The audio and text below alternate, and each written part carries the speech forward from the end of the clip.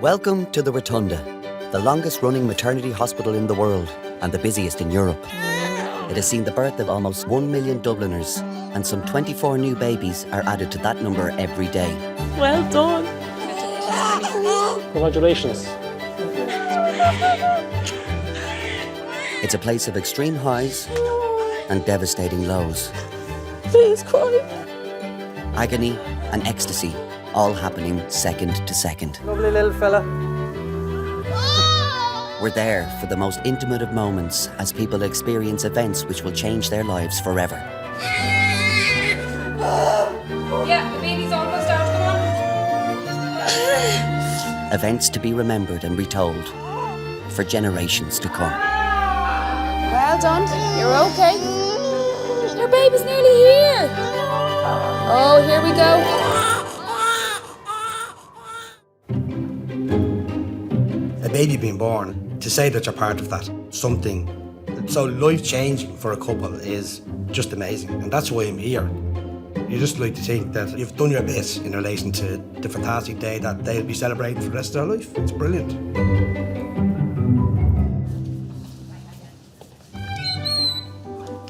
On the delivery suite, midwives Ellie and Daryl are looking after Dublin teenagers Kaylee and Owen, who are expecting their first baby. Since I got pregnant, I don't think I've bought myself much stuff for leggings and that. Because anytime I go in, I'm like, come on, we go down to the baby stuff. Oh, the stuff is gorgeous. Yeah, it's though, so isn't it? hard. That's why I hate going into Penny. She's like, I just need to go in and get knickers and socks. I say, yeah, right. It's never knickers and That's socks. the baby girls. How long are you together? Just over a year. I only need to get her 4 months when I got pregnant. Sure, no, doesn't matter. No holiday, baby. Yeah, he was made in Bulgaria. I have 5 sisters and a brother. And there's 3 younger than me. And my nephew, and there's just always been babies in my family. So I knew I would be all right. We all work in here and crying. I know. I just love having kids around. Slowly blow it out. The contractions were, I don't actually think that it's a pain I'd ever forget. It was just like all around my waist, down to like nearly above my knees was just tightening. Every contraction gets worse. Yeah. It's awful. Great. I was in labour for 3 hours without an epidural because I was trying to like let it go as long as I could, but then it got to the point and even the midwife said to me, she said, yeah, I don't even blame you. Like I was like, no, I needed it, like. Oh, this is not nice. Oh, I'll do it the next time, okay? Just the next time. Never again. No. We'll see. No, actually. Kaylee has chosen to get an epidural to help with the contractions. It's tough going for Owen. Needles. Like every time if you get the epidural or whatever, I'd have to turn my head or I just don't do needles. Okay, put the head It's up. okay, you can move now A again. little bit of coffee there, are you? No, it's fine, honestly. Well done.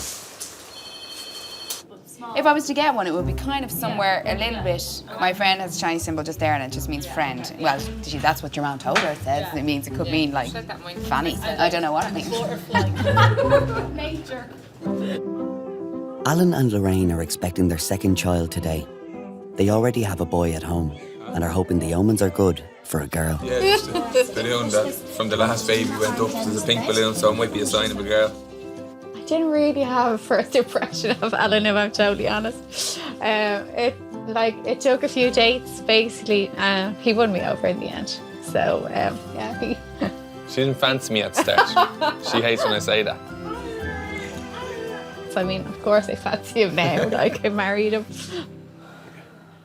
While Lorraine and Alan are expecting their second child today, Lorraine is well used to hospitals. She has been in and out of them since she was a little girl. My kidneys had never grown from birth. They didn't find this out till I was 9. So when I went to my GP, I was very sick. And he didn't know, basically, how I was still alive. We know by the time I got into Chapel Street, I was in ICU that night for 3 weeks. So, yeah, it just kind of went from there, like, you know. I started doing dialysis in Chapel Street, and my mum and dad then took the dialysis machine home. And they did it every night at home. the age of 10, Lorraine received a donor kidney and underwent a successful transplant. As a child, I wrote a letter then to the donor's family to say that I was so thankful and to give me the second chance of life. The lifespan, I think they say, of a transplant is 10 years. I have mine 24 years. So for that, let's hope that it still continues to go for another 24. You know, maybe double that until such time that, you know, I'm here and I have to leave, you know, that my kidney comes with me. Pregnancy and childbirth can be high risk for those who have undergone organ transplantation, but Lorraine and Alan were determined to have another baby. So we'll be getting you in shortly now, and we'll be extra cautious about bleeding just because the blood count is at slightly lower level of hemoglobin. Okay. While you might offer recommendations to a patient, I feel that it's not up to me to tell a woman how many babies she can or should have. At the end of the day, that's the couple's choice, no matter how high risk they are. You know, some women you can counsel and they might have up to 30, 40, 50% risk of mortality in pregnancy, but yet it's their choice. I'll just support them and do what I can and hopefully have a good outcome. Lorraine is about to go to theatre to have her second child. When she first met Alan, she was worried that she couldn't have kids at all.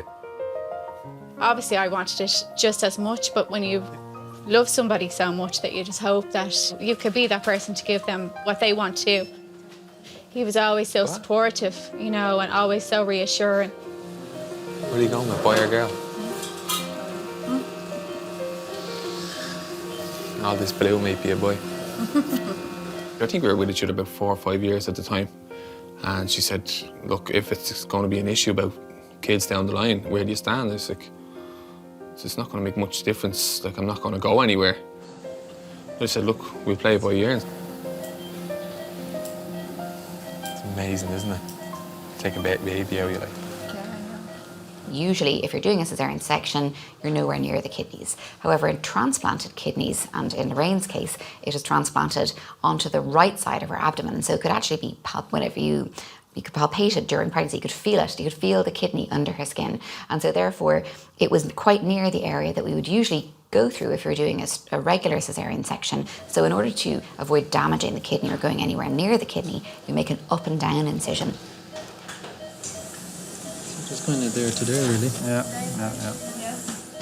I would never have been able to have a natural delivery. The weight of the baby and the pushing at the end would have put too much pressure on the kidney. Yeah. Seems to be okay. Is it happy with it? Yeah, I think so. We should be okay. Let's go. Yeah. Oh. There we go. Hello, baby. Oh. The doctor beside us, he was Brilliant, cool, wasn't he? Yeah, he just, so what's the guesses, he said, and I was just joking. I says, well, I ordered a girl, so it should be a girl, you know, and he was like, stop. That's right. Yeah. Hello. Baby. Lake or something. I won't look until you can see. In that moment, you can't believe you've made this little person. You were so shocked that you didn't even know if it was a boy or a girl, didn't you? Yeah, I was kind of looking going. So they had to take her away straight away, so Lorraine turned to me, she goes, is it a boy or a girl? I said, it's a girl.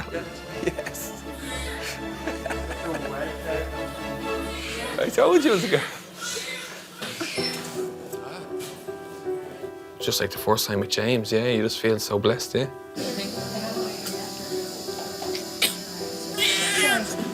See, she's perfect.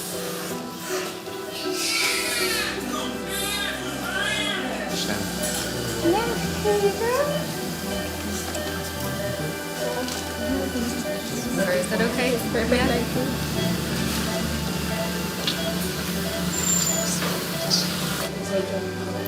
Yeah, we just have to figure out what we're going to call you.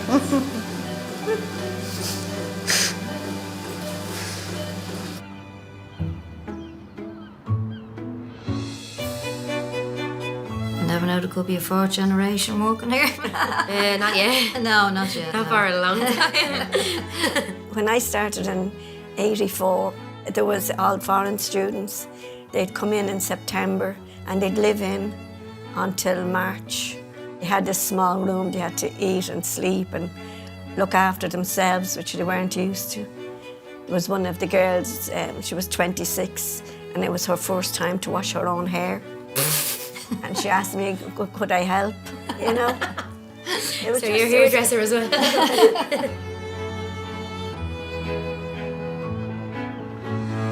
Where are you from? I'm from Clare. We seen a thing on Facebook last night and I was like, does anyone actually know anyone from County Clare? Because I'm starting to think it's not a real place. Well, you met the best one. Am I okay to go ahead? Yep, that's all right. Ellie is checking how far dilated Kaylee is after 4 hours on the delivery suite. At the minute, it's just about 2 fingers, so just about the top of your 2 fingers, so about 1 to 2 centimetres, but it's paper thin. Still a long way to go. No, it might get quicker, hopefully. You never know.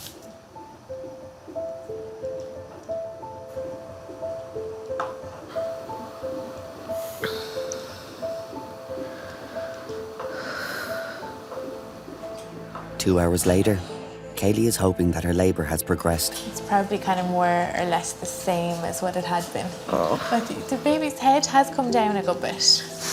To let time pass, it was just dragging in. Felt like I was there my whole life. I'm gonna be here all night, aren't I? It's just frustrating because you've already had well over 24 hours of being here and after your water's breaking and everything. To try to move her labour on towards her preferred natural delivery, Kaylee has been put on an oxytocin drip. Is that okay? With that drip, there's only so much of it you can have. Like, we can't keep flooding your body with it if it's not doing what we want it to do. But at the minute, there's nothing set in stone that it's going to be a section or anything like that. But just it's like there's a course in my family of having to be sectioned because my mum had 2 and me and my sister. My sister had twins and she hadn't, and they're all emergency sections. So it was like I was waiting, like I just had a feeling the whole time, like I'm gonna have to be sectioned. Like I wanted to break that course in my family. Yeah, I'm just scared.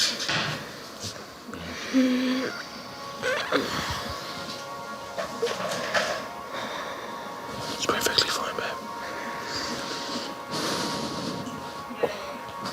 Lucas, you're doing great. You're doing great, babe.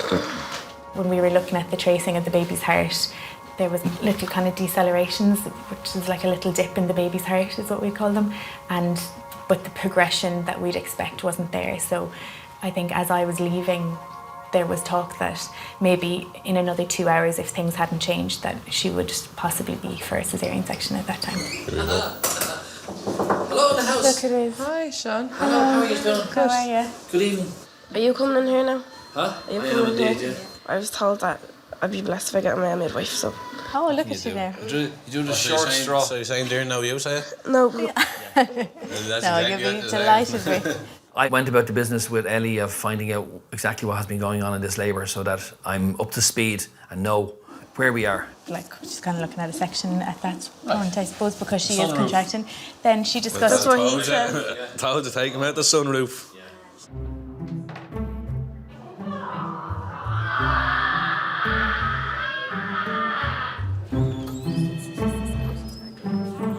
I'm sorry. With Lorraine still in theatre, Alan is taking in his baby daughter, only minutes old. Just surprised because I kept saying it's going to be a girl, it's going to be a girl, you know, and then it's a girl, so surprised I was right. Well, I was warned by Lorraine's mum, Mary, ring me first. So as soon as Lorraine went into recovery, I rang Mary and she answered the phone straight away. And I says, well, what's the guesses? And she just said, no, just tell me. Baby girl.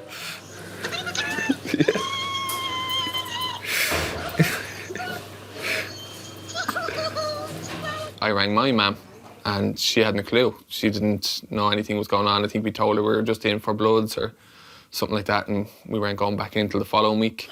Yeah. You know I won't be here this Sunday. I know. I'm holding my little daughter here. What? I'm holding my little daughter here.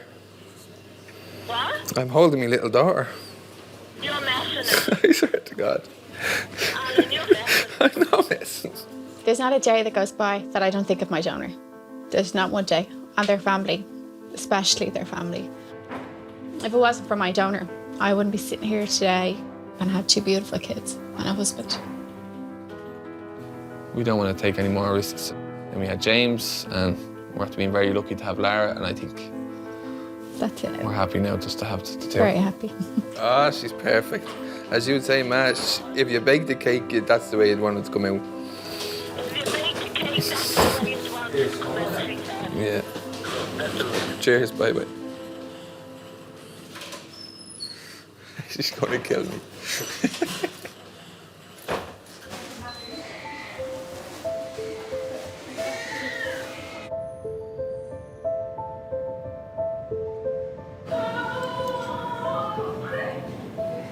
In room 9, midwife Sean is getting to know Kaylee and Owen. Who are Liverpool playing tomorrow? We're playing West Ham Monday night. Monday night, okay. Just hope he doesn't grow up now. He'll be a Leeds fan or... Yeah, right. Born a red, live a red, die a red. Tottenham Hotspur. Don't tell him. We were just sitting there and talking about anything, and like it occupies you a lot, like your mind, just talking. And it got to a stage where he was laying on the bed, sitting down, just holding that hand, talking to her, just reassuring her. How old was he? Did he have 70. 70? Okay. But he had said when he got cancer that he wanted to be home for his 70th and he wanted to be still here for Christmas. Yeah. And he was, so... But he was surrounded by family. Yeah. Do you know, you can't ask for anything better than that. No. Really, you can't. Like, we were all there when he took his last breath, so it was... Okay. That's a lovely thing. Yeah. And he was like, we'll make a deal. Said what he said, I'll try my best to get home from here. Yeah. So I can see the baby. But he was too sick, like, to hold on for it like that. Yeah. Anyway, you can look from the other side. Yeah. I'll be back in one moment. Yeah. He's loaded, isn't he? Yeah. It's now 12 hours since Kaylee and Owen first entered the delivery suite, and finally it seems like things are progressing well. they checked and I was 6 centimetres, and then it was just a little while later and I was 10 centimetres because it happened so slow, but then went so quick. That's the one. Yeah, that's the push. Keep going, keep going, keep going, keep going with that push. You have this baby on the move. I don't think I can do this. I think you can. Honestly, I think you can. I know you can. How are we doing? You all right, Kayla? I'm not moving. Hold it and chin forward, like I said, and that's it. Right into your bottom. Come on, keep going, keep going, keep going. That's it, that's it, that's it, that's it, that's it, that's Come it. on. Could you just come out? Okay, yeah, he will come out, he will. He was like, no, come on, you're nearly there. But I knew myself that I wasn't. Like, I could feel it, but I knew that he wasn't coming out, like. I'm going to ask Catherine, one of the doctors, to come in and see. It's just that baby is getting tired after a contraction. From a safety point of view, we can't let this continue for a long period of time. Oh, it's just to help him get out. Someone told to happen to him. Baby, I can't do it. I know. Don't get upset, Kaylee. Come on. My back is so sore. Listen, you are almost to the end.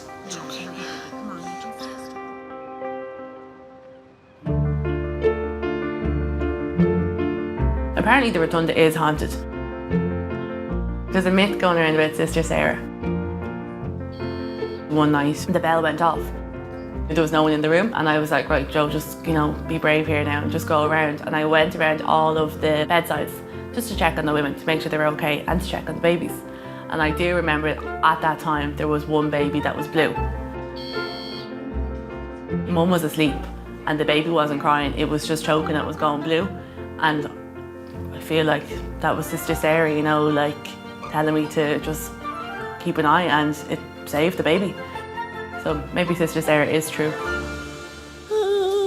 Fire it, man. Baby, I can't do it. You can, I believe. I believe you can. In room 9, Kaylee has been pushing for nearly an hour, and she's finding it hard to cope.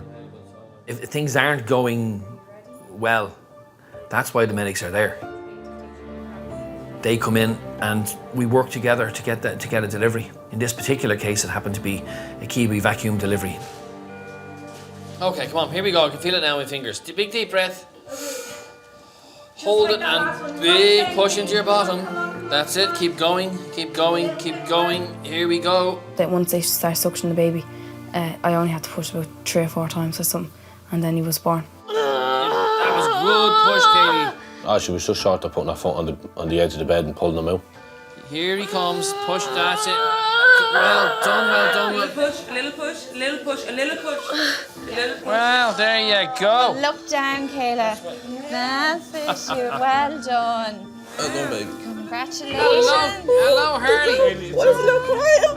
Why is he not crying? No, that's all normal. That's all normal. He's not ready to cry. We only had 2 seconds out. Now we bring him over to the baby doctor, okay?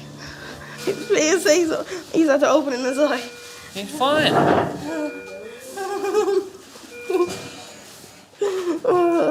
Hello, baby. Please cry.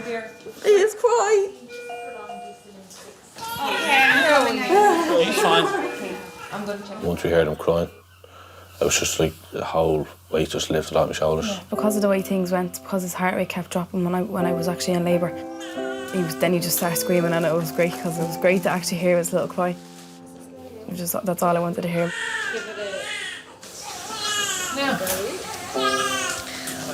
From a distance, I can do that from here. Let's get you over to your mammy. That's the main thing. Over there to your mammy, because that's where you need to be, Mr. Man. So early, babe. Now. You need to be against your skin on skin. He was so different to what I thought he was going to be. Like, he had dark hair when he came out, and it was just mad, but I just loved him when I saw him. It was the best moment of my life.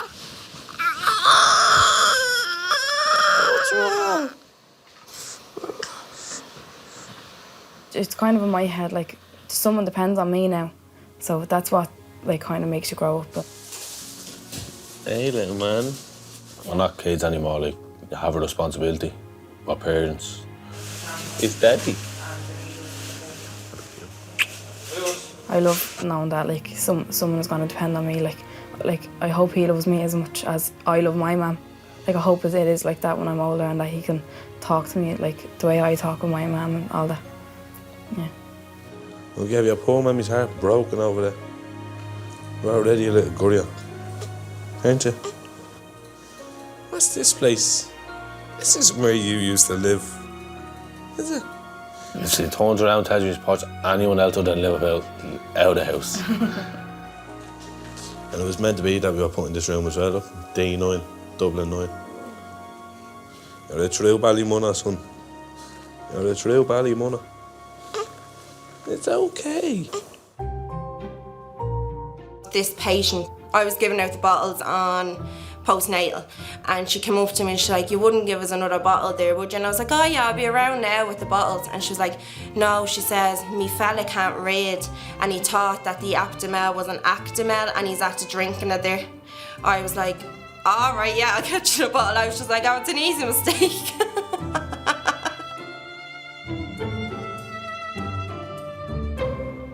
This baby's moving around very well. There's lots of... In fetal assessment, parents of 2, Samantha and Anto, are in for a 20-week scan. They're expecting identical twin boys. See his head. On the first scan, I thought she was after flipping the screen because the baby's head was from the left and the body to the right.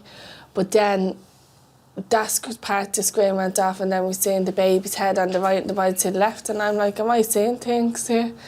But then she's like, I think you have 2 in here. And all me and him kept doing was laughing, didn't we? Yeah, it was great. But we were delighted. Samantha has been transferred from the Coombe Hospital in Dublin for treatment in the Rotunda because her babies suffer from a rare and dangerous condition called twin-to-twin transfusion syndrome. Here. You can see the umbilical cord again here. This larger baby's getting too much blood supply, and he's going to get into trouble with heart failure if we let this go on. Okay. And this smaller baby over here is not thriving. In about 20% of cases of identical twins, one baby gets too much blood and the other baby gets too little. This results in one baby getting into trouble because of heart failure and eventually dying, while the other baby gets into trouble by not thriving, by failing to grow because the baby's not getting enough blood. The treatment for this is to put a camera in through your abdomen, around over here. It's going to come into the amniotic fluid sac here, and we're going to look at the placenta here, and we're going to find all of the blood vessels that connect the two umbilical cords together, and we're going to seal off those blood vessels so that there's no way for blood to get from the smaller fella over to the larger fella. Unfortunately, in a small number of cases, putting a camera into the abdomen in here may cause the waters, the membranes to rupture. And unfortunately, if the membranes rupture at 19 weeks, most people end up losing the pregnancy, a miscarriage. We did say to the doctors, just be blunt with us and tell us out straight, because we want to know what to expect, even though you don't really want to hear it. If we do nothing about this, in up to 90% of cases, the babies will die. Okay.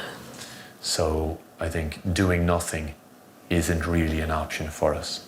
And we'll get the surgery done this afternoon. Okay, thank you. Okay? Okay, thanks.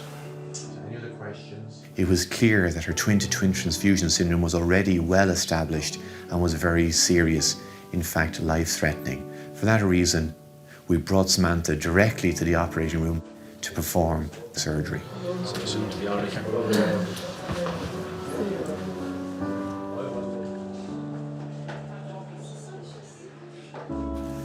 Now let's do our laser fibre, yep. Fetal surgery in the womb for twin-to-twin transfusion syndrome is a highly specialised procedure that's only done in a small number of hospitals around the world. Now we have up here. Now again. A tiny fetoscope, a camera, is placed through the mother's abdomen into the uterus and allows us to look up close at the blood vessels in the placenta. When we use this tiny camera, which is only 2 millimeters thick, we track all of the blood vessels throughout the placenta and find the vessels that are sharing blood between the two babies. And yeah, and the vascular equator is probably going to be over here. So like, for example, there. Well, actually, no, it goes back. You see, look, it starts there and then it comes back in anastomosis to there. So that's probably okay. I think we'll just start where we can see. So laser on, please. And using laser surgery, we seal off those individual blood vessels. It's important, though, to only seal off the right blood vessels, because if you close blood vessels that are contributing to the baby's health and well-being, unfortunately, the baby will die. I just don't think I could go through the pain of losing a child. You know, and then if one did survive, then what would they be going through? Because they say with identical twins, they'd feel that there's something missing with the other. So I need to bring the plane along there to join there to there. Putting a camera through the uterus and the amniotic membranes might result in rupture of the membranes. And if this is going to happen, it typically happens within a couple of days of the procedure. So we need to monitor the mother very carefully in the days afterwards.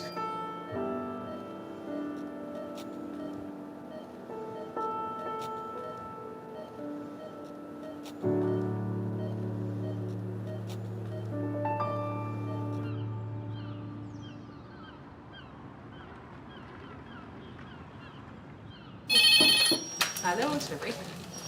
Samira, you know the lady that came up to the annex from Gailey the previous section? Up and moving around the delivery suite, trying to help her labour progress, is Zosia, originally from Poland, and her Irish fiancé Dermot, who are expecting their first baby. I wanted to go as natural as possible. Women have been given birth since, so it's natural for women, you know. They didn't have pain reliefs back then, or I think for first-time mums, they have no idea what labour is going to be like, and I think for them, they probably think it might go one way. It's nice for them to have an idea, I think, and like a plan to follow. But I then suppose it's not a plan. Yeah.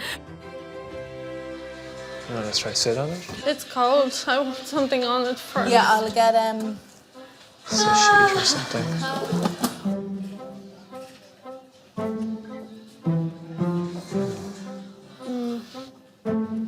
Sit on that for a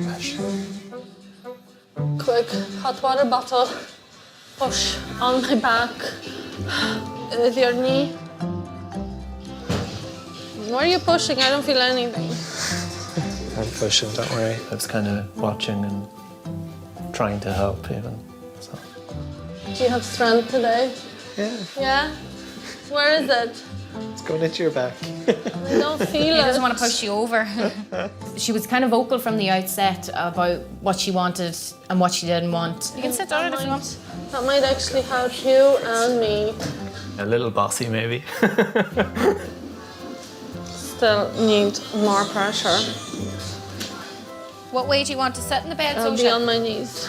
On your knees, on no your knee. problem. She wanted to change positions to help the labour move along, and that does, it is shown to benefit that, so that's, you know, really, really good to do. Oh, my back is really sore. We'll get the hot water bottle back for you. Oh. Just lower down, is it? Here. Nobody could apply enough pressure for me, like, even you, the midwives. I wasn't happy, like. I think I'm gonna sit back where I was the first time. Background, like in the bed? Yeah, no problem. Oh, it's just, you know, just like kind of cooling down, you know? This is annoying me because it's falling off. I'm gonna have to put that behind your head there, sorry now. Okay. Yeah. I mean, whatever goes, like. Oh, it went. It's not gonna stay. Worth a try. I think I was a bossy bitch. At some stage. Not all the time. Kayla is checking how far Zosha is dilated since her last examination 2 hours ago.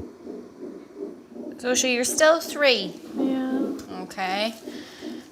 So, because you're the same as you were last time, we just have to let the doctors know, all right? Okay. And because you're still 3, they normally like to start an oxytocin drip to give the contractions a bit more oomph behind them, all right, to get things going, okay? How do you feel about that?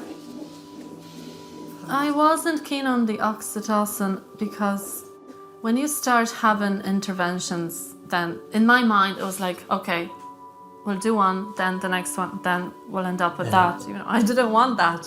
So I just wanted to go as natural as possible. C2G is normal, it's lovely. Her obs are perfect. I've re-examined her and she is still 3 centimetres and she's not keen for oxytocin. I'm not, I'm going to go. I've had my... Sorry, Zosha. So I spoke to one of the doctors, all right? They're happy enough, I think, to give you 2 hours. We can reassess then. Now I'm going to relax the bed back, okay? Then I need this out of my back because There's a hot water.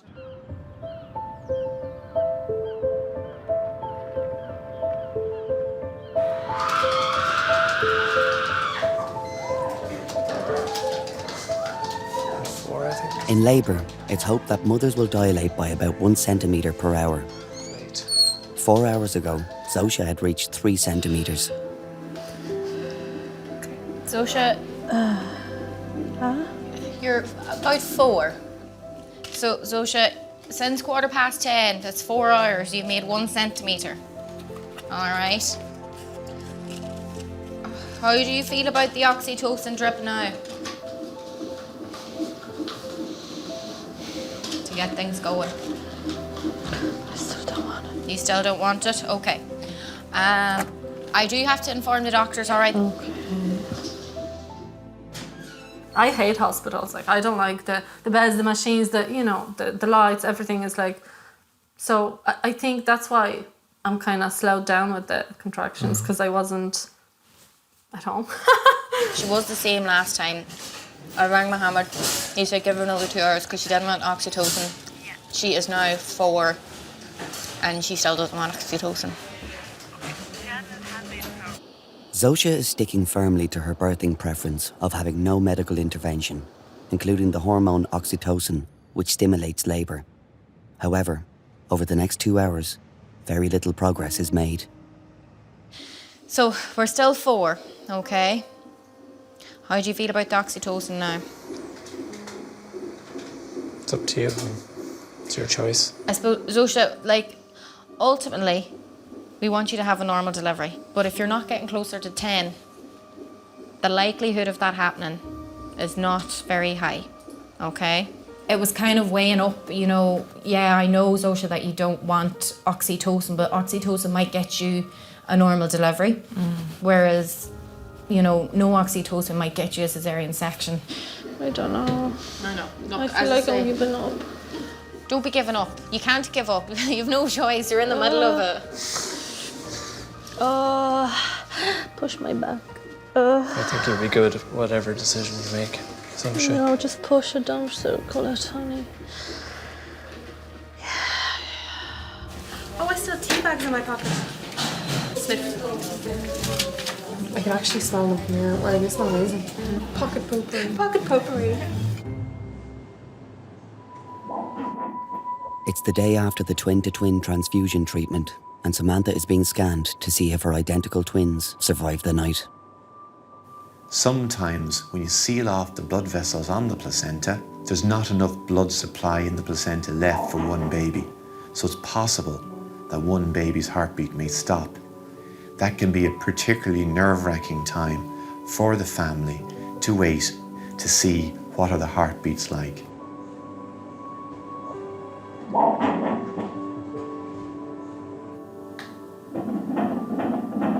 So that's the first baby. That's the baby who was getting too much fluid. He looks very strong, very good, strong heartbeat there.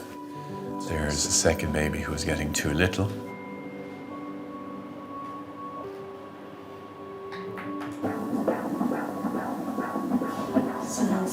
Yeah, so it looks very good. Yeah, so certainly they both sound very, very good.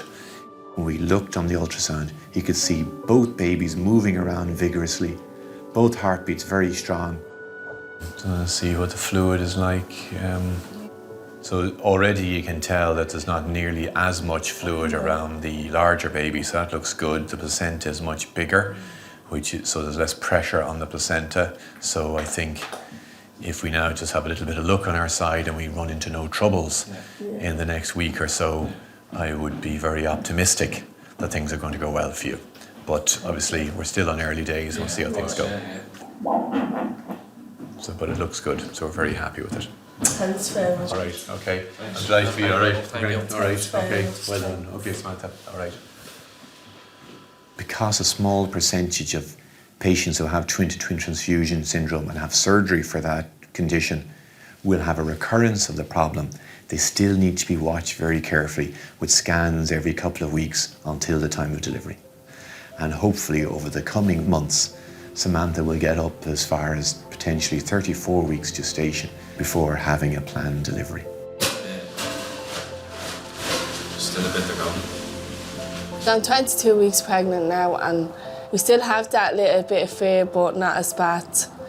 And now we're just more excited now. Thanks very much. Thanks a lot.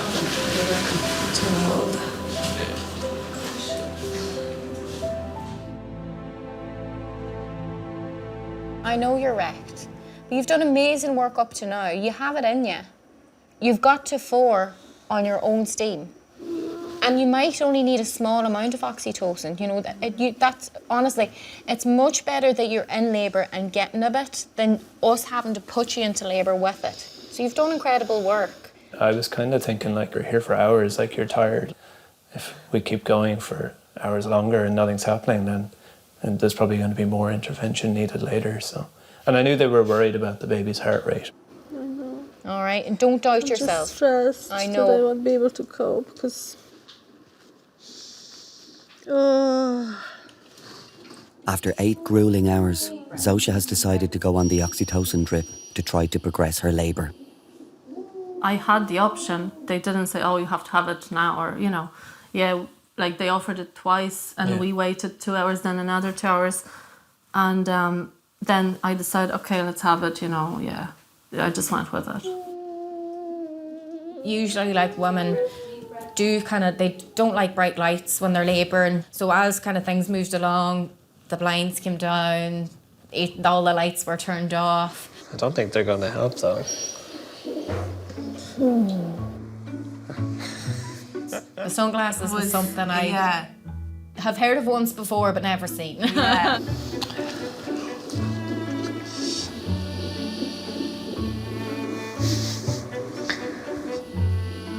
It was very funny just watching you in the delivery room with the sunglasses I on, didn't your care. headphones on, and you were just in your own little world. It's now just 2 hours since Zosha went on the drip to increase the intensity of her contractions. You're 9. Oh gosh. Yeah, you're flying it. My manager, no.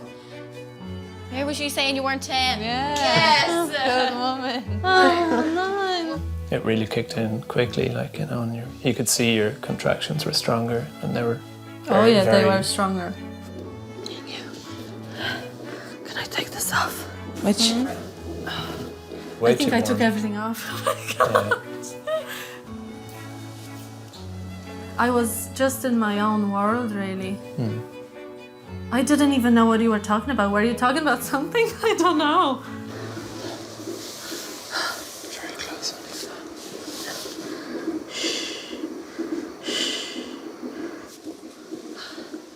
Can I go? Do you want to go out? Up and down, eh? You felt like she was coming. I and you just really wanted weren't to change position Yeah. because, the movement will help, obviously, and gravity will help. So I wanted to get off the bed.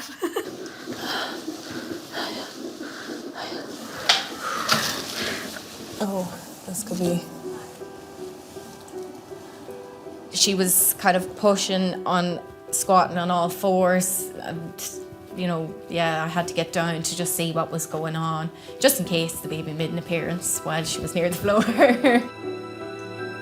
While a squatting position can be great for bringing on delivery, the baby is showing signs of distress.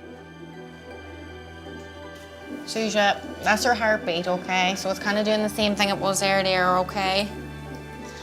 Can we get you into the bed?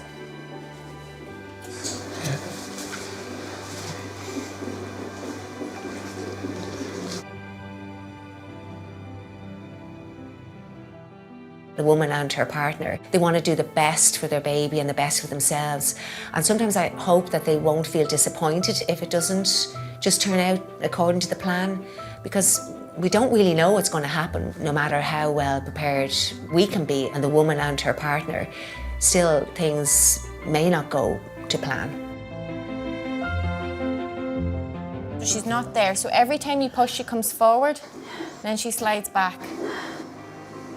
And when she was nearly at the point of delivery, the heartbeat was obviously, it wasn't recovering as quickly as it had been. Sophia, at this stage we need to think of giving you a hand with the delivery, okay? Kayla has called on the help of Dr. Namreen for a second opinion on delivery. Baby's heart is good, but it's dipping down in between, okay? What do you think if we need to give you a hand with the delivery? You'll be okay? Just putting a cup on baby's head? Just to pull her out of it, yeah. You're so close, all right? You're so close. You can do it yourself. I can wait 10 more minutes. Okay, but you have to but you have to go hard. almightily, okay? Yeah. Come on. Okay. Come on. Go for it. That's it. Come on. Come on. That's it. You're doing it. She's on the way. She's on the way. Come on. And another one. Come on. Big one. Wow, she's on the way. With pushing not going as well as hoped and signs of increasing baby distress, Zosha has opted for a small incision in the hope of avoiding an instrumental delivery. Episiotomies are not nice. As a woman myself, the thought of one is just not nice. Just some local anaesthetic to numb the area, all right? You'll feel a sharp prick there. Unfortunately, though, it can be the difference between a woman delivering a baby herself or needing an instrument to assist delivering the baby. And again, right down And in again, the it's bum. not up there now. That's it, you can do it, you can do it, you can do it. Keep it going, keep it going, keep it going. Excellent. I didn't want the instruments. I was like, I'm gonna do it myself. I can do it. Come on, all the way back and right down Come on. into your bum. Right Come down, on, down, that's it, down, really down, down, well. down. Yeah, the baby's almost out. Come on. Keep it going. Keep it Come on, going. big push. Okay, big deep breath in. Blow, That's it, blow. blow. Good. Blow. That's it. And have a look. Oh my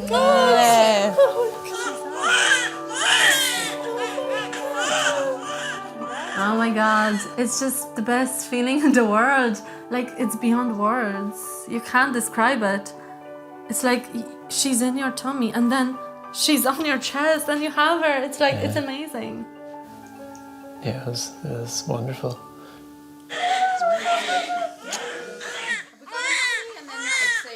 Yeah, there's a nappy there. Now we have a baby to look after, and Yeah, meeting her for the first time. yeah, it's amazing.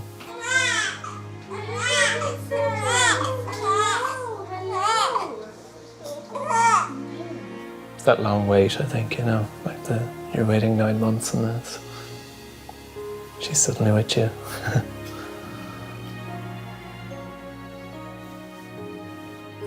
Yeah, just meeting her for the first time and having her on my chest.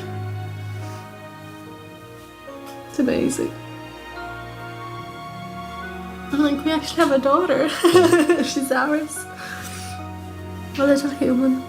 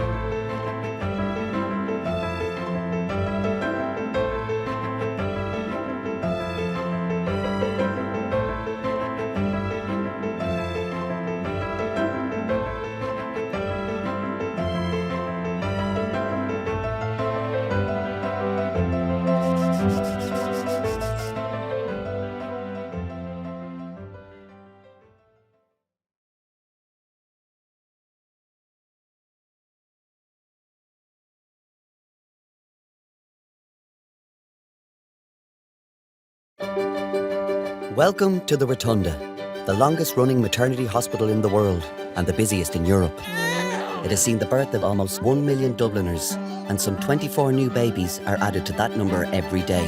Well done. Congratulations.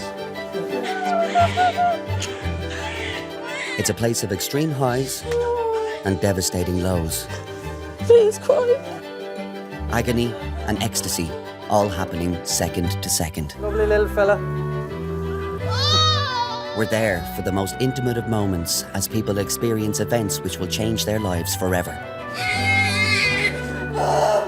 Yeah, the baby's almost out. Come on. Events to be remembered and retold for generations to come. Well done. You're okay. Your baby's nearly here. Oh, here we go.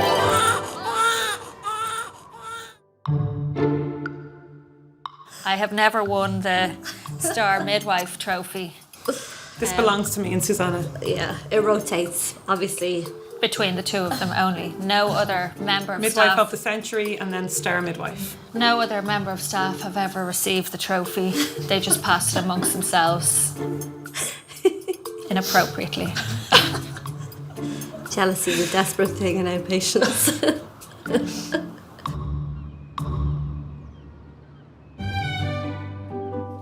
Walking the Rotunda's corridors, trying to get labour started, are Dubliner Sarah and her husband, Kilkenny native Dara, who are expecting their first child. We met December 2015 on swiping right, Tinder. Didn't know he was a culty when I swiped right. That was, he hadn't got that, so don't know whether. I'd never given a countryman a chance before. I never given a double chance either, so we're both ways. Sarah's a very happy-go-lucky person. She's very, very positive. I think she rubs off on people in a nice way. I think she has nice energy. He was the fella that my mum always wanted me to bring home. Don't put that in. He balances me out. I suppose I'd be very more live wire kind of out there, so we're a good yin-yang for that. No, he was definitely the man that my mum wanted me to bring home. After many frogs. It's a relief to be in the delivery suite after a fitful night in the annex, waiting for labour to begin. First-time parents didn't realise how long the process could be, so obviously you hear stories, some people are very quick, some people are, obviously like us, not as quick, so we didn't have visions of maybe being there that long. Sarah and Dara have found out they are having a girl. And is she going to be the first of many grandchildren, or? She's fourth on my side, third on Yeah, third on my side, yeah. Third, oh God, that is so exciting, isn't it? Yeah, so. Everyone's waiting on the phone, I think. Absolutely, I'd say the phone's been ringing off the hook. And do they know that it's a girl? Yeah. I can't keep secrets. No. And did you have any plans for delivery or anything? Had you read anything you were like, oh, I'd love to do that? No, just listen to the professionals. Like cut the cord or anything? Would anyone like to cut the cord? Yeah. Lovely. Let's do that, right? Our bare plan, I suppose, was just listen to the professionals, trust them, take their advice, go with what they were saying. Take all the pain relief that's been offered. Yeah. She's never been to hospital before in her life, if I'm afraid. Really? Last night was my first night staying over. Was it? Well, that's good. Healthy. Yeah. Healthy. No need for a hospital. Exactly. Last time you were here, it was probably you as the baby, wasn't it? Yeah, I was born here. Were you born here? I was. Oh, fantastic. And I was an attraction, apparently, because my mum was only about 4 foot. Oh, really? And I was 10'8", and I was a week early. People are were coming from everywhere to see the big baby that came out of a small woman. Out of small. My mum is tiny, in height and frame and all, so I was like, oh God, if she had a 10-pound baby, I'm tall, and what way is it going to work? So that was a bit of a concern. Can you generally tell how big a baby is by looking at someone? Give a good guess, yeah. What would you think that I'd baby's say going to weigh? it's a good 8 pounds. Yeah? Yeah. 8.5. It's like the snapper, what was that? Was it turkey? Was it 9 pounds? Is that a baby or a turkey? Is that a baby or a turkey?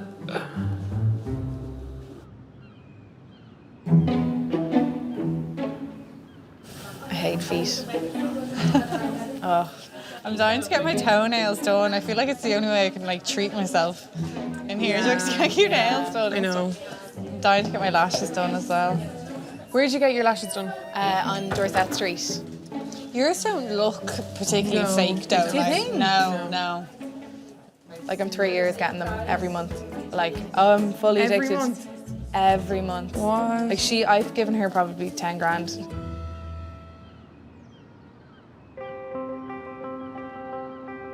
This is the umbilical cord here as it goes into the placenta. So this is the baby's head up here. In fetal assessment, Ellie, a patient from Dublin's Coombe Hospital, has been referred to Professor Malone. Ellie is 31 weeks pregnant, but her baby has been diagnosed with Rhesus disease, a condition where antibodies in her blood are destroying her baby's blood cells. And this is what we call the middle cerebral artery. Ellie has 4 other children, the last of whom was also affected with Rhesus disease. I wanted to have another baby. I knew it would have to be a pregnancy that was monitored a bit more closely. But I probably didn't realise quite how, as the pregnancy went on, it was worrying, wasn't it, towards the end. And the flow of blood in the middle cerebral artery suggests that the blood is flowing very fast which is consistent with significant anemia. Okay. So I think these rhesus antibodies are crossing the placenta, are attacking the baby's blood, destroying the baby's blood and making the baby anemic. The antibodies can cross the placenta and attach themselves to the baby's red blood cells, and that causes those baby's red blood cells to burst, or hemolyze as we call it, and that can lead to profound fetal anemia in that baby, which can be fatal if not treated and not detected early. Just looking to see if there's any evidence that there's heart failure. Well, about 50 years ago, this condition was quite common because we didn't have any prevention for rhesus disease. But with the advent of anti-D, the prevalence of the disease has decreased significantly. And so we would see a woman with Ellie's level of problem maybe only once or twice a year. Whilst Ellie has had anti-D treatment, this has been unsuccessful. So the next stage is a blood transfusion for her baby. In Ellie's case, her ultrasound findings were already showing evidence of severe anemia, so we arranged for the fetal blood transfusion to be done within 24 hours of her first meeting us. We'll give the baby sufficient blood to take the baby out of the danger zone, and that should ensure that your baby will be safe for the next 2 to 3 weeks. And it must be a fine balance, you know, when you're talking about the heart failure. Yeah. It's a fine balance for you to decide whether to do this or deliver. I'm very confident looking at how the umbilical cord is set up and the anatomy here that technically we should be able to get a needle into the baby's umbilical cord. Yeah.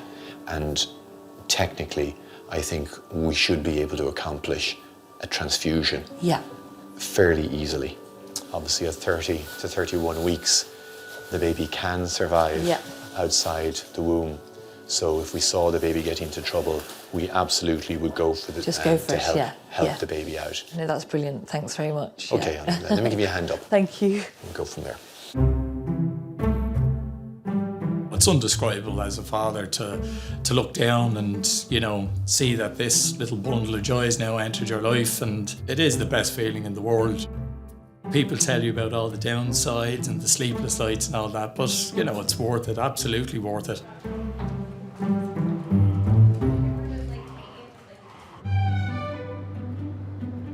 We only got married in March, like this was a bit of a surprise. I was looking at your ring, it's gorgeous. It was a surprise, like, wasn't really... Baby was a surprise, or the wedding was? The baby. Like, we had the wedding planned nearly 2 years. We had planned, I think, to get married first, obviously, which we did, but I don't think we planned for it to happen so soon. But I, myself, I think you were probably the same, that we didn't want to be too old having kids either.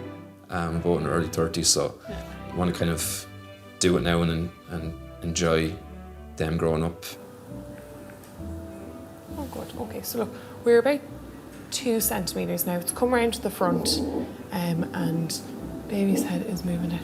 I think I can feel a little bit of hair. I think baby has a bit of hair there, yeah. I must have been crippled with hair. So at least that's the reason why. Yeah.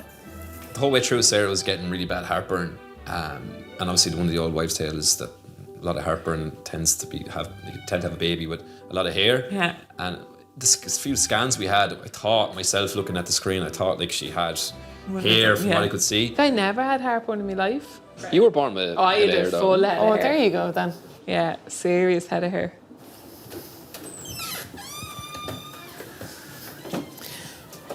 She's starting to feel a little bit of pressure.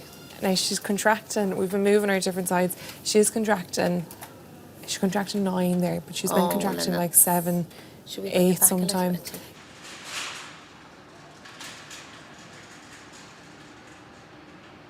I don't pay into places. Not really. Like, no, just walk in. No, not that I walk in. I just don't want to. I don't go to places that you pay in. Like, I don't go to nightclubs and Just like music bars and stuff. Yeah, like if you bring me to where's that Zico's, is it? What's that like? Do you have to pay in? Mental, but like you're like paying a tenner and you're like that, and then you feel really Where is that, old, so you feel like Is it good? yeah, it's good if you're 25. Everything's good if you're 25. That's why I have to stay in Donny Nesbitt's where there's 50-year-olds there and you feel like young. Yeah. I know, I'm too old for nightclubs. Too old. Yeah. We just have to go down 2. On the prenatal ward, Ellie and her husband Owen are getting ready to go to theatre for their baby's in utero transfusion. They'll never forget where they first met. We met in London, didn't we? In Bristol. Oh, Bristol, sorry. Yeah. He said the blood is nearly ready and that they might have a slot in theatre in half an hour. So I was only ringing you just to say that, not to meet you. We met on the night out? Yeah, in an O'Neill's Irish bar. And there was a group of us that night and there was a group of Irish men, so... but I was the only one who got lucky. All these years later. Although this is the couple's 5th pregnancy, it's the first time Ellie has had to go through a fetal blood transfusion. With rhesus disease, the mother becomes more sensitised to positive blood with each successive pregnancy. So we tend to see the baby getting anemic earlier and earlier in each successive pregnancy. Yeah, I'm thinking, I think I'll stand over that side. Yeah, so machine over here, yep. The hospital environment is a familiar one for Ellie. She works as an ICU nurse in Crumlin Children's Hospital in Dublin. So I'm sure this is all fascinating. This is standard ICU day for you, isn't it? Yeah. So being a nurse, you see some really sad things and some things that you just think, I never want to be in that situation or that position, and especially with children, The hardest bit for you here is that you have to just stay still. The things you've seen, not a lot of people would have seen unless you work in ICU. You can breathe. You can breathe, but just you have to stay still, because, as you probably heard me saying there, the needle is going to be in a very delicate spot. I think it does make you just realise how fragile life is, definitely. Suzanne? Sarah, will you just tell Suzanne it's Jane here, we're about to start. Thanks. In 1 or 2% of cases, the baby will not tolerate a fetal transfusion, and there's a possibility that during the procedure, an emergency caesarean section might have to be performed if the baby's heart rate slows down. Just there, that's exactly there. Little cramped now, I'm sorry.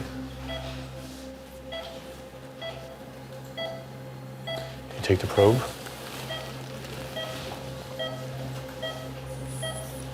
A needle is placed into the umbilical cord, a tiny space only a couple of millimeters in diameter, and the baby is constantly moving. Just sample 1 for our HemaQ. Sample 2 there, another. Sample 2 for the lab. Working against the clock, the hospital lab must analyse the baby's blood before the transfusion can take place. We can't wait possibly for hours for a lab result to come back to tell us how anemic the baby is.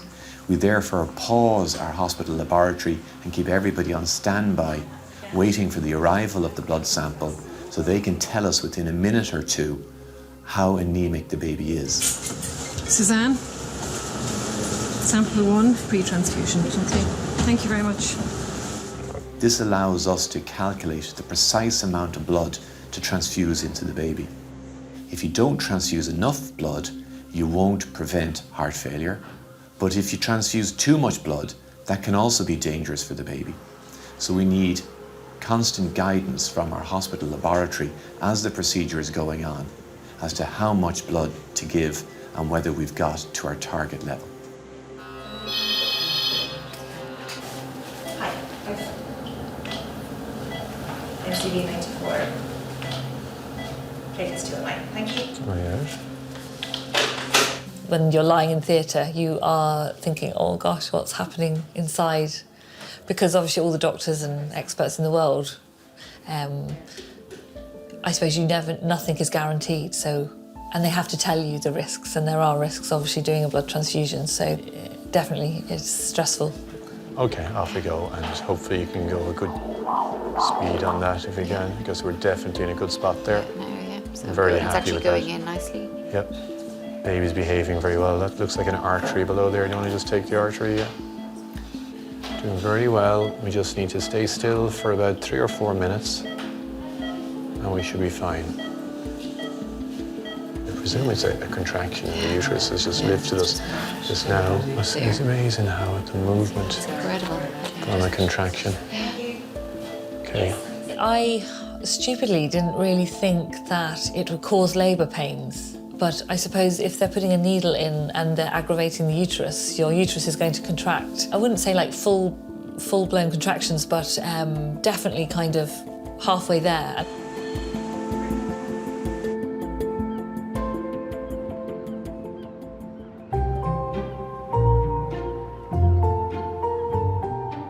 It's been almost 40 hours since Sarah's waters broke. Midwife Ciara is examining her to see if the long wait to meet their baby is nearly over. Fantastic. Right. That's brilliant. So you're 10 centimetres. Forgot to deliver that news.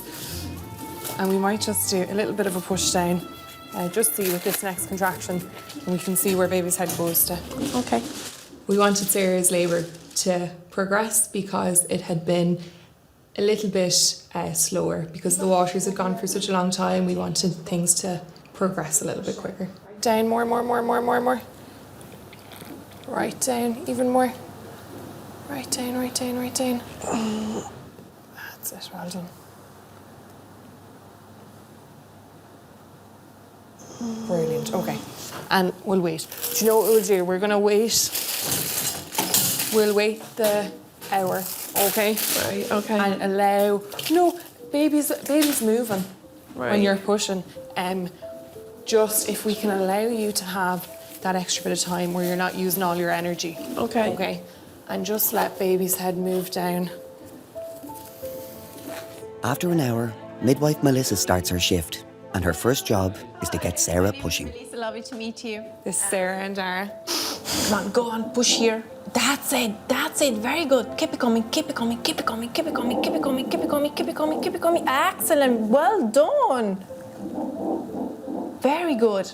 After a while of pushing, I asked her to go on the side just to try to help the baby to rotate into a good position. Keep it coming.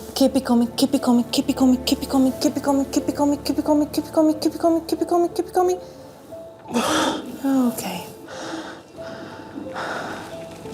But this unfortunately didn't help. I was pushing for an hour and nothing was happening. And I think then I was starting to get upset with myself. I was like, I'm doing this wrong. I'm not doing it well. And, I was taking it to heart. And I was exhausted at that stage. The head hasn't really come down much. What do we do? Usually, like after an hour of pushing, I'll get the doctor just to see if we can do anything. Especially she needs to rotate into the right position. This baby. I think she's facing sideways.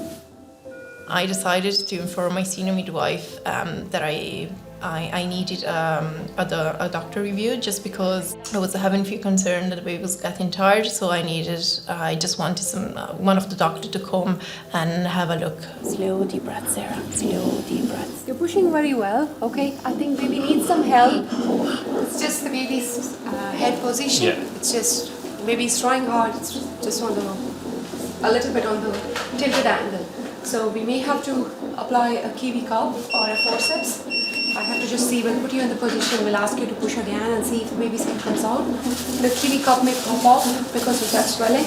I'll push you in the position and examine and then decide what we can try. Is that okay? Yeah.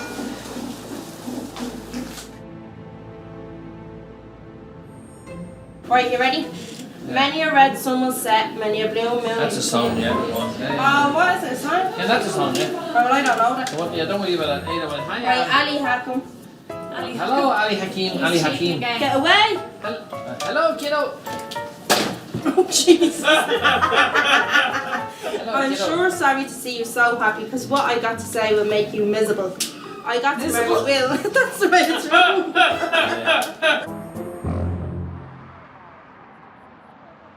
Good morning. Hiya, nice to meet you. Nice to meet you. Peter is my name. I'm one of the anaesthetic doctors. Yes. Ellie has been admitted to Dublin's Coombe Hospital. She had a second blood transfusion in the rotunda, and now it's time to deliver her baby early by C-section.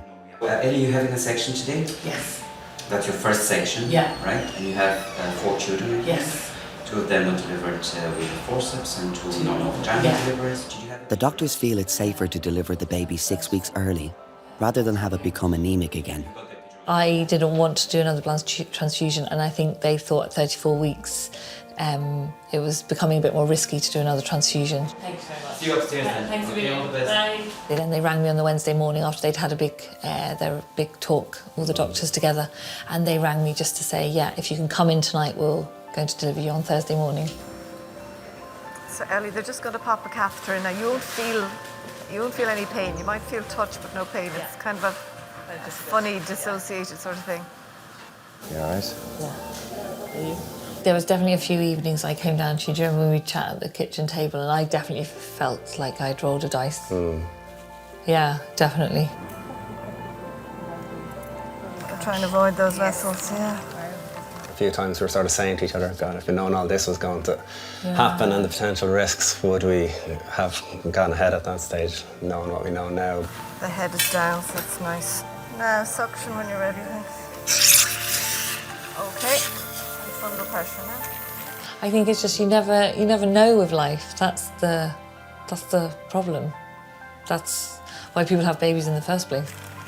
That's great. Ellie, we're about to have your baby. The quick way. Oh, gorgeous. A little man. Well, boy, that's what you thought.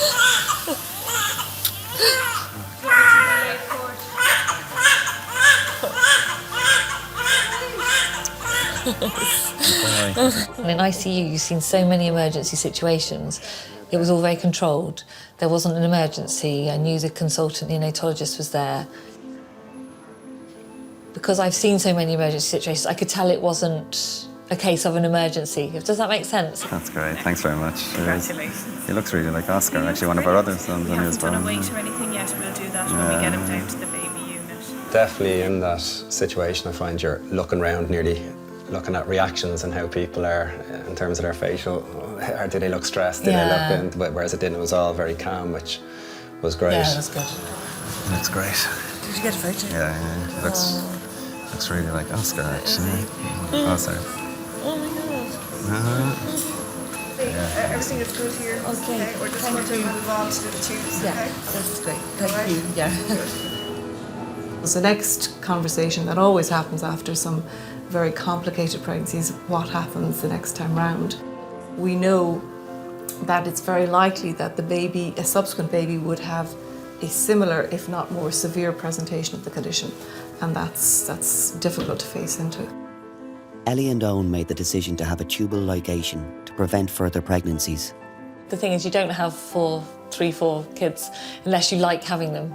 So, but at least with 5 kids, there's a good chance of quite a lot of grandkids. So. Get to meet your mum.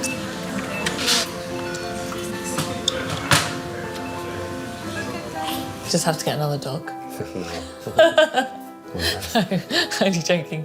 No, 5 is a great number. Yeah, 5 is just perfect. I'll see you in a bit. Cheers, thank you.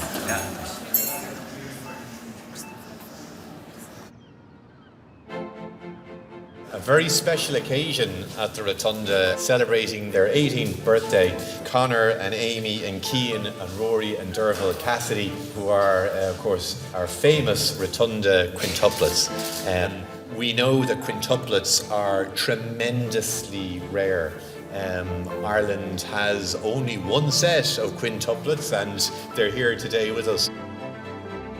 Having 5 25-weekers born at the same time and being cared for in the neonatal unit was always going to be a challenge. Statistically, babies that are born between 25 and 26 weeks back in 2001, the survival rate was 50 to 60%. So the fact that all 5 survived and all 5 are healthy and well is a huge achievement.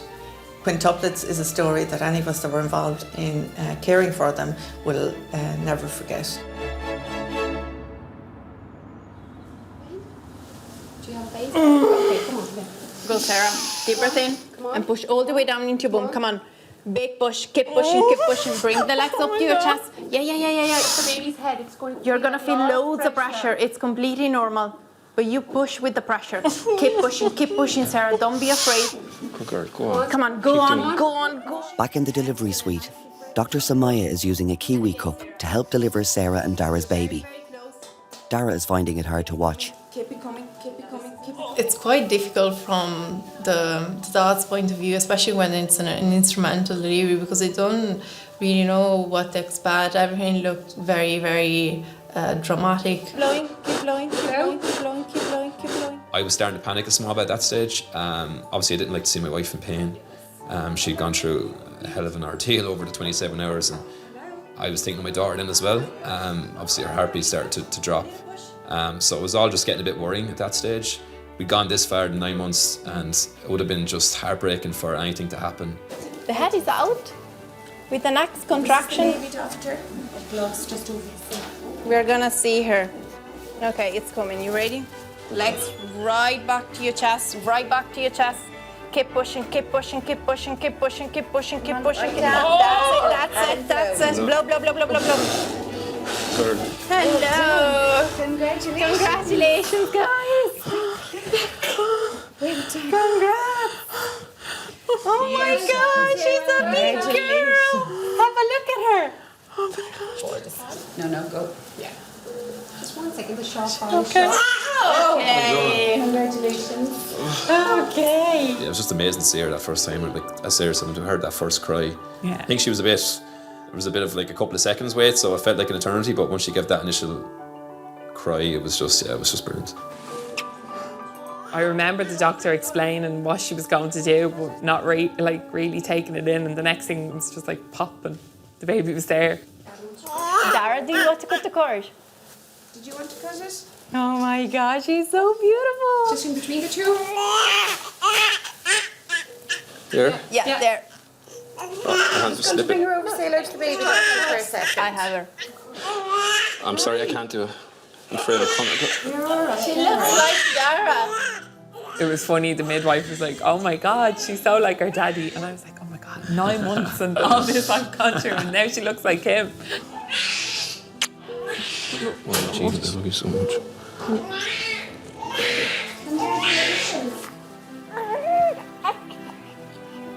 Like when she looks up at you and she's giving a gap, like you just completely, do it again tomorrow without a doubt. Maybe not so soon, in a while we'll do it again. But I have to agree to it as well, so let's see what it is. Oh God. A15. She is 4.05 kilos. She'll never forget her roots, because obviously I'm from the country, so I'll always have that in her. She can follow Kilkenny and hurling, Dublin, the football. I think that's probably a good balancing act. so she's not far off. She's not far off, £9 then. Yeah. Yeah. I know. But she'll still have a big double accent. She might talk properly like me, you don't know. She'll be like, Dad, why do you talk different to everyone?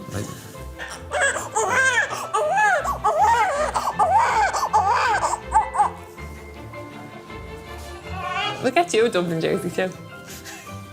No thanks, Maury. Definitely don't want that in the TV.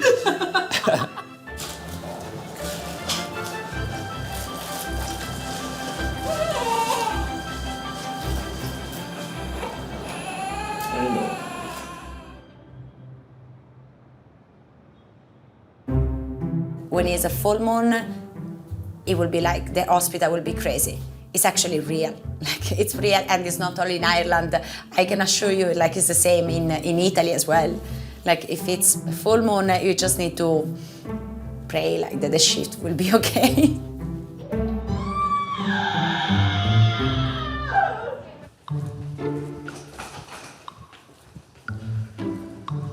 Down to the left here. Arriving into the delivery suite, expecting their first child, are Laura, an air stewardess, and Raz, a waiter. Both originally hail from Romania. Do you know any cool moves? Any cool moves? See that poster there? Yeah, I saw. These are all very good. But that's the coolest one. That is the coolest one, yeah. I wanted to give birth nature without any injections or medication or. So the contractions will be stronger and more painful, or Like our mothers, be natural, everything. Old-fashioned, I'd say. They probably will progress a little bit, but they're already doing a very good job of opening out the cervix. I didn't want to hurt the baby. I read books about the epidural and taking medication during pregnancy or in labor, and this might hurt the baby. Come on in. Hello, how are you? Hello, how are you? She had a few concerns about getting an epidural. Thankfully, getting epidurals is lovely and safe, and it's really safe for your baby. She didn't want to get it, and that is perfect. So Katie is going to take over from me, okay? Okay. But I'll be coming back in later to see your little boy. Yeah. Good plan. We met in 2014, in work. We used to work in a restaurant industry. She was a receptionist, I was a waiter. Any flowers? I was all day here with you. It's Valentine's Day, no? Oh yeah, I forgot. For me, it was easy. It was love at first sight. This is the most romantic present, a baby. Oh. Now I'm happy he's a boy. Really? Oh, yes. You know what women have to endure. Exactly, before she wanted a girl. And she saw what's happening and she said, no, I'm glad it's a boy now. I don't want her to suffer. I wanted a kid. I wanted a baby. In the beginning, she wasn't very sure she wanted one, but I keep pushing her, come on, it's time. It's like, look, it's time. I think your jobs are harder than mine. Working in an airplane with drunk people and... Oh my God, yeah. Hats off to you, you know. I work as a cabin crew. To have a baby meant to stop flying, so I love to fly. That's why I wasn't prepared to have a baby. And especially when you have delays and it's not your fault. They don't understand that. People get very frustrated, don't they? And they take it out on you. Yeah. I love aircrafts. I just love. Sometimes fly. she'll sit in the garden just watching the plane take off in the back of I the go car. to the airport and watching the aircraft. Yeah.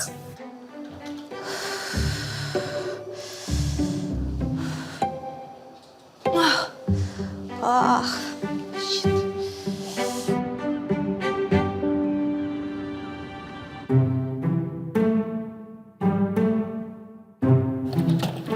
So I'm getting, slide ropes. Oh, lovely. Slide rope there. That's the bottom of my bed. And then that. Although I don't think I could get up every morning and be looking at myself in a mirror. Oh no, I'm not going to. I'm only going to get one mirror in the middle, kind of maybe up high. Okay. And then in the boys' room. Do you not have him on the ceiling, Louise? Oh yeah, everywhere. Oh my God, can you imagine? That would be nice, actually.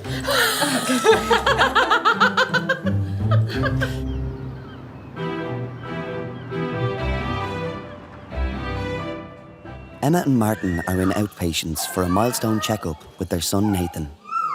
7 months ago, baby Nathan was delivered in the Rotunda at just 25 weeks gestation, after mum Emma was rushed from Ballinasloe Hospital. Weighing less than 900 grams, he was gravely ill. His sudden arrival was a shock for Emma and her partner Martin, who had been together for only 7 months. Lights blazing, gunning it up the road. The on-call doctor comes in, checks me, and goes, I'll be honest with you, baby's feet are actually out of the cervix. He's kicking out of the cervix. He was that low down. And I was like, what does that mean? She says, very high chance baby's coming tonight. He's looking great. I feel a bit better now, but it's a bit, when I heard about the ventilator this morning, it was like, oh, kind of the end of the world, but I'll admit I had a bit of a breakdown. That happens though. But you're expecting setbacks, but you just have to think logically about it. And then I was saying to myself, see, I suffer from mental health anxiety, and I said, am I cut out to be in this position? I doubt myself. Because I should be there to support her and him, but I'm kind of finding it tough. Like, it's just the whole thing is daunting.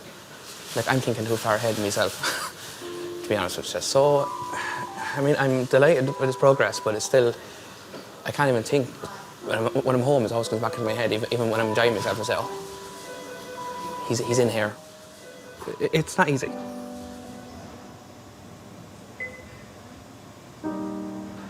The thing to remember about neonatology is that we're not really just only caring for the baby, we're caring for the whole family unit, and that's the whole premise of family-centred care, and that we provide care to the parents as well as the baby in the intensive care unit. Nathan spent 6 weeks in the Rotunda's ICU and a further 7 weeks in Galway Regional Hospital. Straight into the mouth. Today he's back in the Rotunda for the first time. The team want to check his heart function. Nathan would be 7 months or 4 months corrected, considering when he should have been born. Should have been born on the 22nd of September, so. Yeah, and weight-wise, where he started off at £1.15, he is now a stone. Officially today we weighed. Officially today he was weighed, and he's a stone in weight. So he's huge. 7 times his birth weight. Yeah. Look at you. It's like, I think I know you. Yeah, do you remember me? Huh? You're a buster. You're a buster.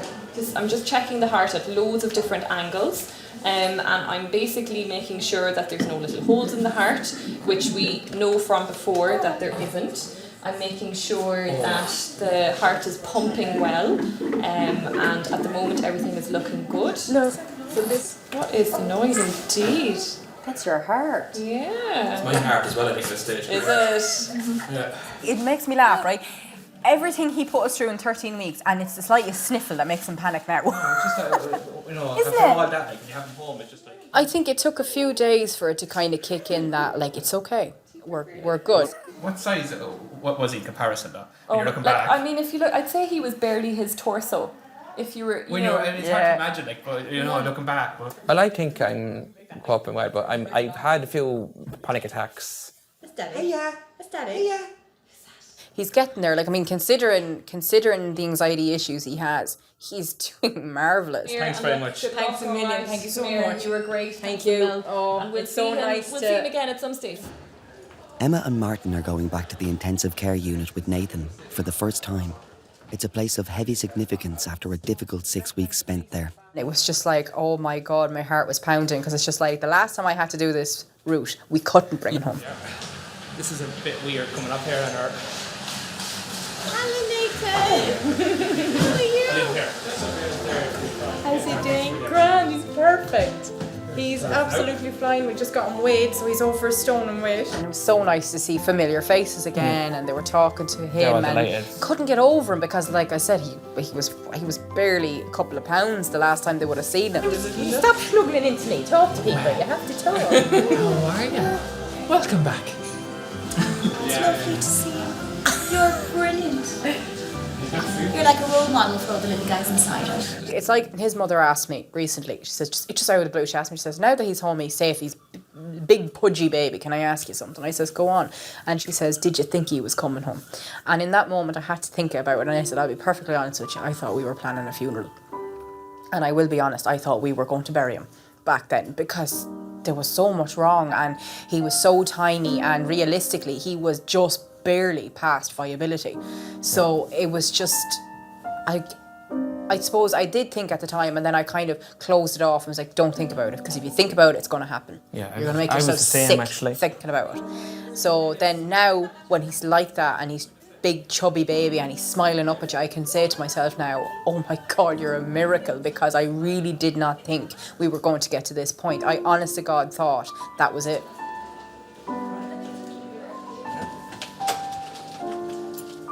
Are you okay? Right.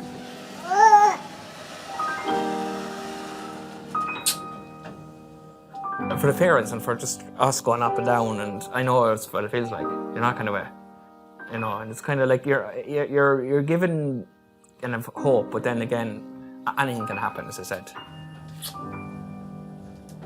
He's all in one piece, you know. Sorry. You look in there and you see those small babies and you kind of go, They have a long road ahead of them.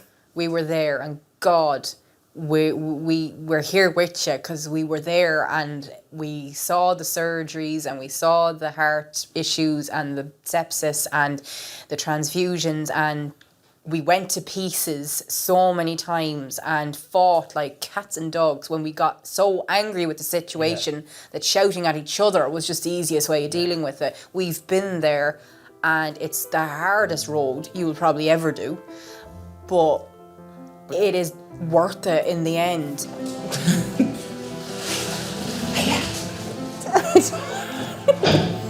I think it's a mix of the teeth and hunger. Ah, jeez, she's absolutely gnawing on you.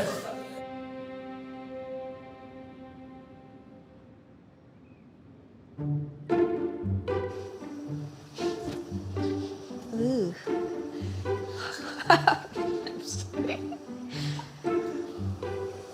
Dă-mi un pic antiperspirantul și parfum. Hai, frate. Da. I put makeup. I was with makeup on and my hair was... That's why we were late in the hospital, 2 hours. So like she had her hair done, makeup on, everything. Unde ți-ai antiperspirantul? Pe acolo. În asta mare? Aici? Caută-l. I didn't want to look like an exhausted mother. Ce este? Șampon. Este șampon? Yeah.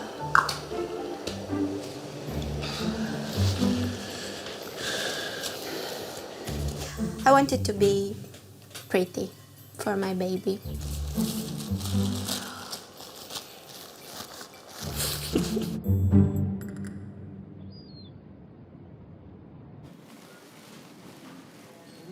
Anything nice now? Take another nice one.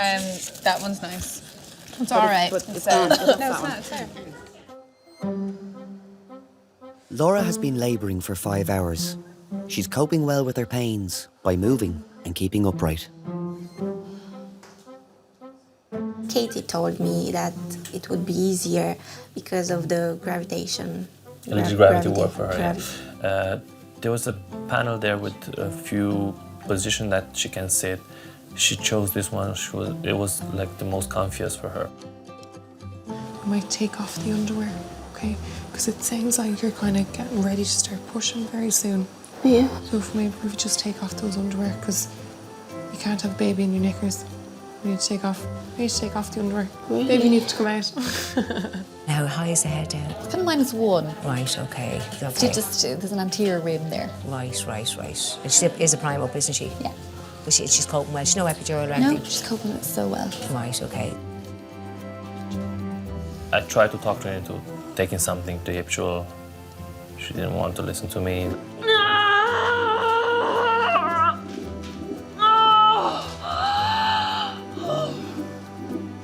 Like, ease your pain. Yeah, It's the normal. labor Everyone would was like to so ease your bad. pain. She didn't want to. She's my hero for that. And blow. And another little push now. The whole experience was absolutely new for me and a little bit shocking, as I say. I didn't expect to sit there until the end. It's not common in Romania. All the hospitals they have a policy. It's only the doctor that sits in the room and the nurses. It is very important for the father to be there when the baby comes out, because not the doctor is the father. It's you that's the father. You have to hold him in the arms. No, first, not the doctor. Blow, blow, blow, blow, blow, blow, blow, blow, blow, blow. And another little push. He's a bit. Little push again. Oh, that's the head out. Well done. Oh. See. Hello, Stefan. 11 minutes past 6. Now, just to wait till the head rotates around, okay? And now? Just breathe until the next contraction comes, okay? E bună tot, săracul. În bot. Give it a little push there and see what happens. Small little push. Blow.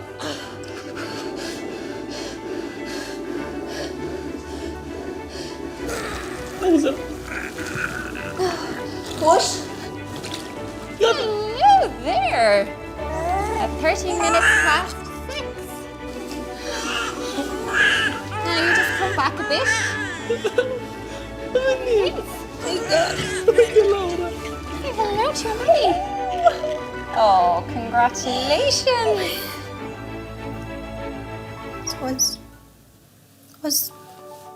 You can describe this.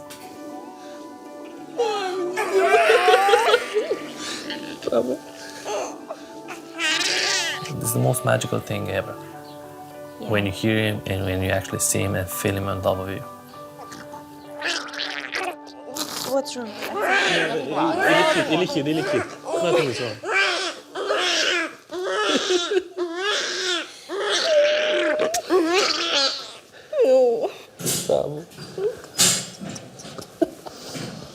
What do you think of him?